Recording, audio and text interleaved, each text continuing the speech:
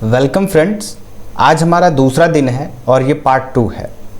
पहले पार्ट में हमने सीखा था एक्सेल की कुछ इम्पॉर्टेंट चीज़ों को और इस पार्ट में हम एक्सेल की कुछ और भी इम्पॉर्टेंट चीज़ों के बारे में जानने वाले हैं।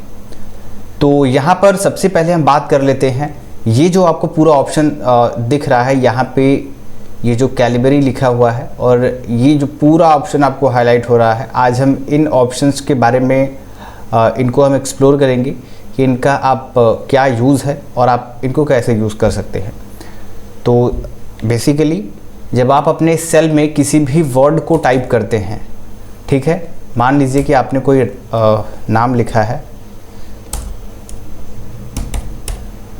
तो जब आप ये नाम लिख लेते हैं, अब बात करते हैं कि इस अगर नाम की साइज को अगर मुझे बड़ा करना है तो वो मैं कैसे कर सकता हूँ।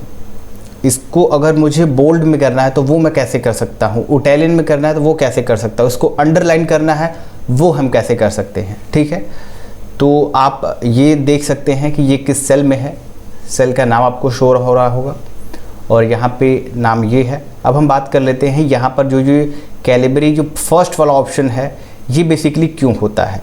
दोस्तों, ये होता है आपका फ़ॉन्ट, यानी कि आप किस फ़ॉन्ट में आप जो टेक्स्ट टाइप कर रहे हैं वो किस फ़ॉन्ट में उसको रखना चाहते हैं, किस तरीके के फ़ॉन्ट में।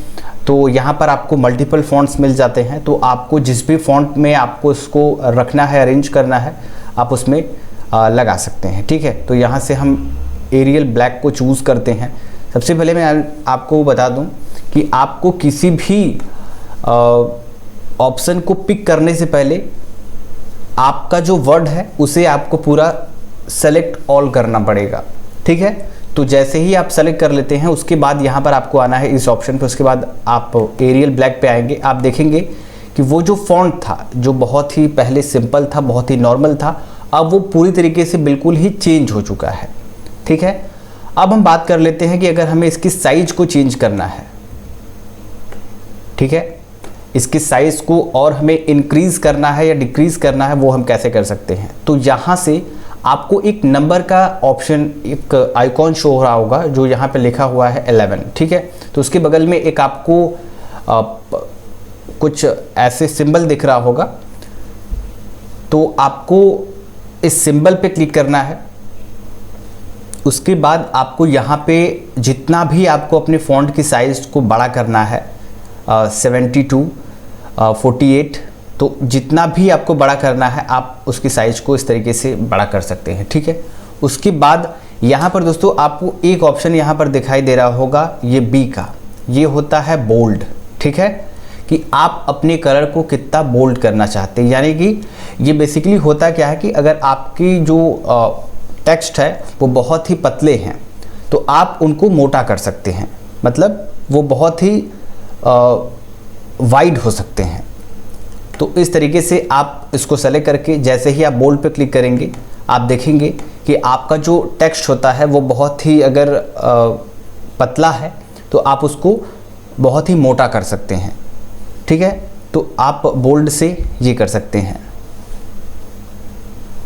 और उसके बाद यहाँ पर आपको ये इटैलियन यानी कि आई का सिंबल शो हो रहा होगा, तो आप इससे क्या कर सकते हैं कि अपने जो वर्ड्स आपने टाइप किया है, जब आप आई पे क्लिक करेंगे तो ये देखेंगे कि आपके वर्ड तिरछे हो जाएंगे। ठीक है,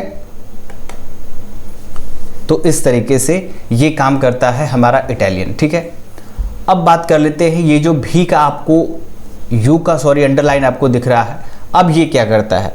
तो इसका बेसिकली काम होता है कि आपने जो टेक्स्ट लिखा हुआ है वो उस टेक्स्ट को अंडरलाइन कर देगा। हम ट्राई करके देख लेते हैं। ये तो जैसे ही आपने वर्ड्स को सेलेक्ट किया, आप अंडरलाइन पे यू पे क्लिक करेंगे, आप देखेंगे कि आपके टेक्स्ट के नीचे अब ये अंडरलाइन हो चुका है। तो इस तरीके से आप इन फंक्शंस का यूज़ कर सकते हैं। उसके बाद दोस्तों यहाँ पर आपको एक और ऑप्शन दिखाई देता है कलर का। ये बेसिकली होता है आपके जो वर्ड्स हैं उनको कलर करने के लिए, कि आप उनकी कलर को क्या रखना चाहते हैं, आप वो उसको किस कलर में फिल करना चाहते हैं। तो आप उसमें कोई भी कलर ले सकते हैं, रेड ले सकते हैं। ये तो आप देख सकते हैं कि ये जो कलर है वो इस तरीके से पूरा ही फिल हो चुका है इस कलर में। तो ये हैं एक्सेल की कुछ इंपॉर्टेंट चीज़ें जो आपको ज़रूर पता होनी चाहिए थी। तो आप इसका एक बार ज़रूर प्रैक्टिस करें, आप इनका यूज़ करें, आप इनको समझें, और उसके बाद अगली वीडियो में हम इनकी कुछ और भी इंपॉर्टेंट चीज़ों के बारे में बात करेंगे। आई होप ये वीडियो आपके लिए काफ़ी ज़्यादा हेल्पफुल रही होगी। तो चलिए फिर मिलते हैं किसी अगली वीडियो में।